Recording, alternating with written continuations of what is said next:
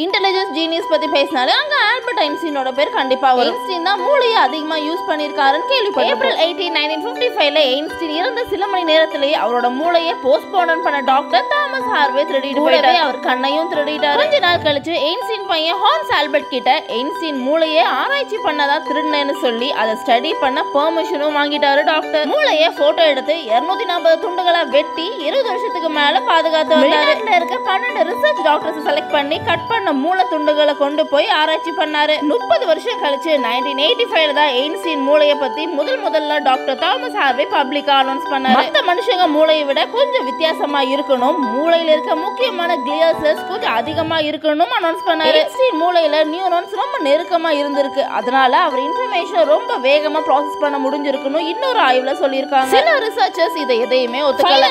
Einstein மூளையை அமெரிக்கால இருக்க மட்டர் மியூசியத்துல பார்வைக்காக வச்சுட்டாங்க. நன்றி.